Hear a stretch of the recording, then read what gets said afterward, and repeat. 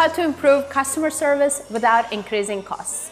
This question is so relevant for right now, right? When we want to have the best customer service possible, but we don't really have the money for this.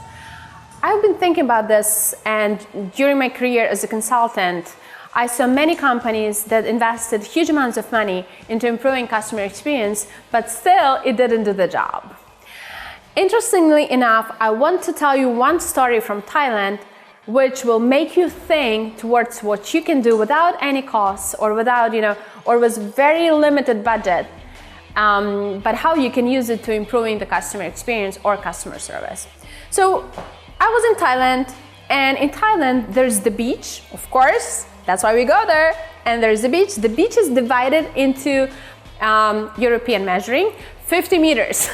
So 50 meters are rented by entrepreneurs, just simple Thai people who rent the space and who have to be cleaning the space instead, right? So they're cleaning the space, and also they are all in equal conditions because they have the same sunbeds, they have the same umbrellas and the same tables, because it has to look the same. There's one standard, right? So just imagine if you had a direct competitor every 50 meters. Scary, right? So as tourists, we come and we look at those sunbeds and we choose where we want to stay and probably where we will come back to every day during our vacation, right?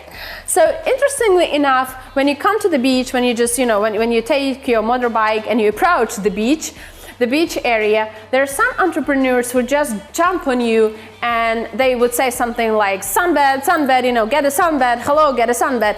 And they're so pushy that you actually want to, to hide from them behind the umbrella.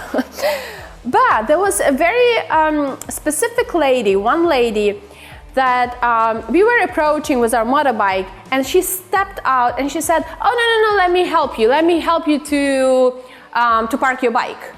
Which was, she doesn't have to do this. She doesn't have to help parking the bikes, right? So she took this motorbike and she parked it, this, petite lady and big motorbike, and she parked it for us. We were thankful. She didn't say a word. She didn't say, I will park it for you, but please, join me and rent the sunbed. She didn't say this. She was just smiling and helping us. And, she parked the bike, and we saw instantly that she was one of those owners or people who rent the space. So my husband and I were like, maybe we should, go ahead and take the sunbed from her. And she was still smiling, and she said, yes, please, welcome. It was really nice. So we approach our sunbed, we take off our clothes, and then there is a very special need, right? When you take off the clothes, you want them to be folded nicely because you don't want them all wrinkled after you leave the beach.